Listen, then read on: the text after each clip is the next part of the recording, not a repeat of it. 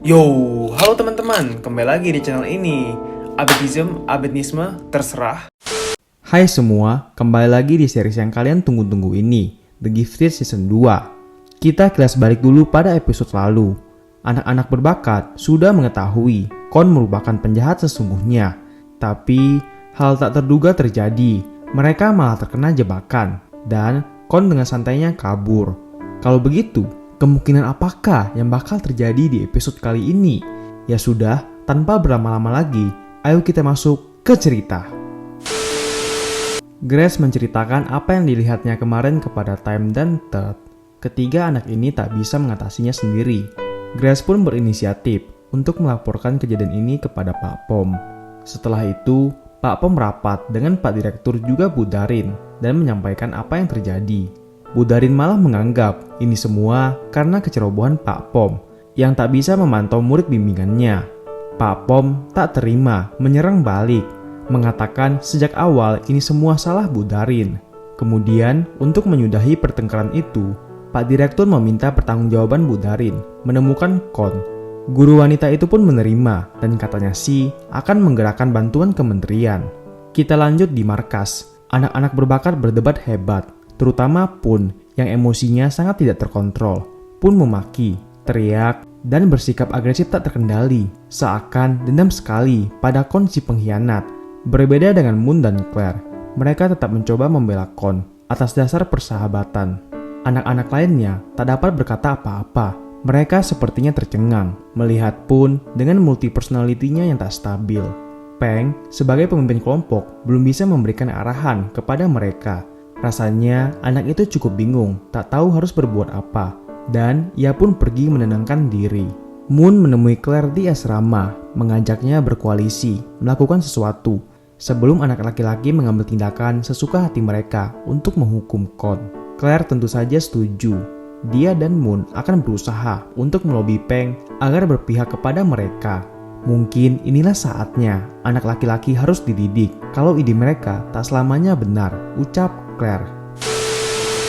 Di dalam ruangan rumah sakit, Time tak bisa diam mengingat cerita Grace tadi. Dirinya sangat ingin membantu menemukan Kon. Kedua wanita tadi melobi Peng di perpustakaan supaya ia hati-hati dalam bertindak. Kon pastilah punya alasan tertentu sampai berbuat sejauh ini. Mungkin anak itu cuma dalam situasi yang cukup sulit, ucap Claire. Lah, meskipun kalian ngomong kayak gitu, kita juga tak bisa bicara dengannya. Kita kan nggak tahu di mana posisi Kon sekarang, balas Peng. Time yang sudah menguping mereka sejak tadi keluar menawarkan bantuan. Bu Darin belum menyerah persoalan kemarin. Ia kembali menemui Pun untuk bertanya sekali lagi, apakah kelompok mereka ada hubungannya dengan virus NYX88 ini. Nah, meski imannya sempat goyah gara-gara Kon menusuknya kemarin, namun anak ini tetap memilih untuk berada di pihak Peng dan tak mau banyak bicara dengan Bu Darin. Peng mengikuti Time ke kamarnya. Kebetulan juga Grace datang untuk menjemputnya kembali ke rumah sakit. Time tetap bersikeras akan kembali sesudah membantu Peng seniornya itu. Alhasil, dengan kondisi kurang stabil, Time berusaha menggunakan potensi. Meski sel berbakatnya sudah terserang virus. Dimulailah pencarian Kon, yang membutuhkan waktu cukup lama, tidak seperti biasanya, mengingat kondisi Time sedang terserang virus.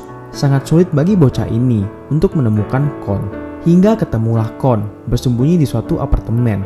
Bersamaan, virus dalam tubuh Time kembali kumat, bahkan itu semakin parah saat dibawa masuk ke rumah sakit. Grace pun menyuruh Peng untuk segera menyelesaikan masalah ini, tak usah menyia-nyiakan usaha Time yang sudah membantunya. Ketika Peng ingin pergi, Pun muncul dari belakang dan bertanya apa yang terjadi. Anehnya, Peng tak memberikan jawaban dan lekas pergi. Tokoh utama kita sudah tiba di apartemen yang dimaksud. Lalu satu persatu, Peng memperlihatkan foto dan bertanya pada para penghuni tentang Kon. Namun tak satu pun dari mereka yang pernah melihat bocah itu. Sampailah di titik, Peng merasa ada yang menguntitnya. Dan ternyata orang itu adalah Chenon, teman sekolah Pak Pom dulu. Kalian ingat kan? Nah, mereka berdua masuk ke mobil Chenon. Sambil menunggu Kon muncul, ia menceritakan semua yang terjadi. Rupanya, Chenon tak seberuntung Peng. Ingatannya baru kembali setelah 10 tahun lamanya. Chenon masih punya dendam kepada Pak Direktur, tapi apa daya, ia tak bisa berbuat apa-apa. Untuk itu, Shannon memutuskan bekerja di kementerian sebagai ahli IT. Dan dari sini, dirinya menyelidiki program anak berbakat secara diam-diam. Dan betapa luar biasanya, sejak awal, Shannon sudah mengetahui mereka semua. Kembali kepada Pun, ia menyelinap masuk ke kamar Time dan berujung paham apa yang terjadi barusan. Akhirnya karena kesal, anak itu menelpon Bu Darin, menceritakan semua yang terjadi. Oke, balik lagi. Menteri Pendidikan yang baru sekarang memang berusaha menyingkirkan Pak Supot agar bisa mengambil ahli program berbakat. Rencana Pak Menteri adalah agar Bu Darin menggunakan NIX 88, senjata pamungkas mereka, dan target utamanya adalah Pak Supot. Lantas, Shannon mengetahui tentang NIX 88 yang sangat berbahaya bagi siswa berbakat. Ia pun lalu berusaha memperingati mereka melalui perantara Kon. NIX 88 adalah sebuah senjata biologis yang bisa menghancurkan potensi anak berbakat.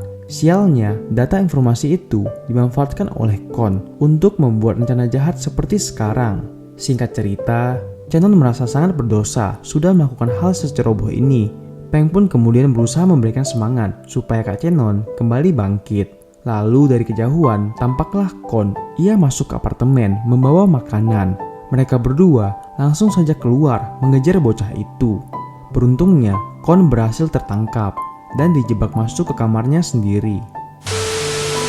Bocah berhati busuk ini kepanikan, menangis sambil mengancungkan pisau. Perlahan-lahan, Peng menenangkannya sambil memberikan pertanyaan siapa yang mengintimidasi dan menyuruh Kon melakukan semua ini. Yang aneh, Kon malah tertawa. Ia tak menyangka masalahnya akan sebesar ini. Tapi ketika semua ini sudah terjadi, ia merasa sangat senang. Tak ada siapapun yang menyuruhnya. Aku melakukan perubahan nyata yang kau tak bisa lakukan, ungkapnya. Kau ngajak temanmu bertempur mati-matian cuma untuk mengubah peraturan sekolah, bro. The fuck, man? Masalah sebenarnya itu adalah program berbakat, ucap Kon. Tapi menurutku program berbakat ini bukan masalahnya. Kau lupa cita-cita kita. Nah, Kon langsung memotong ucapan Peng dan berkata ia tak peduli juga tak senang. Dalam pikirannya, anak berbakat tetaplah masalah utama. Kon sangat stres dengan potensinya berubah menjadi orang aneh. Aku akan membuat program berbakat menjadi bahaya supaya orang dewasa memperbaikinya. Ini adalah perubahan, ucap Kon. Kembali ke sekolah, Wave sudah tahu kalaupun melaporkan posisi Kon kepada Bu Darin. Ia langsung saja Wave marah, merasa kalaupun telah mengkhianati Peng. Memangnya Peng peduli kepadamu? Lihatlah, dia kabur dan mencari Kon. Bocah itu menempatkan kita dalam bahaya, ucap Pun membungkam mulut Wave. Sebuah pesan masuk ke HP Peng itu dari Claire yang memberitahu tentang Bu Darin akan datang untuk menangkap Kon. Kerennya, tak perlu waktu lama, Bu Darin dan tim kementerian sudah tiba di bawah. Shannon pun langsung memperkirakan waktu Bu Darin tiba hingga ke kamar ini. Sambilan, Peng masih berusaha membujuk Kon kembali ke jalan yang benar. Tapi, Kon bersikeras tak mau. Ia banyak mengeluarkan kata-kata kasar. Waktu semakin mepet, Shannon mengajak Peng pergi sebelum mereka ketahuan. Dan di sini terjadilah perdebatan antara Shannon dan Peng. Lalu tiba-tiba siapa yang dapat menduga? Kon sudah berdiri di atas jendela, meminum cairan NIX 88, lantas melompatkan dirinya. Berselang beberapa waktu, Bu Darin dan timnya berhasil masuk. Ruangan itu kosong tak ada orang, cuma ada barang bukti saja. Lalu, salah satu anak buah Bu Darin melihat ke jendela bawah. Dan betapa kagetnya mereka semua. Bu Darin langsung turun ke bawah. Ia pun mendapati Kon yang sudah meninggal jatuh dari atas apartemen. Peng dan Shannon keluar dari persembunyian mereka. Peng terlihat sangat terpukul, merasa gagal menyelamatkan temannya itu. Pada akhirnya semua hancur berantakan. Dan seakan jatuh tertimpa tangga, sebuah kabar buruk datang lagi. Ketika Peng kembali ke rumah sakit, ia mendapati Grace menangis. Yang ternyata Time, juniornya yang sangat energik itu, sudah dinyatakan meninggal. Time telah gugur melawan virus NIX 88. Wah, gila sih. Peng kehilangan dua teman sekaligus cuy di hari yang bersamaan. Waduh, makin kesini seriesnya makin kayak gimana gitu ya. Ya udah deh, untuk episode 6 itu aja, dan tunggu untuk next episode berikutnya ya. Yo, thank you.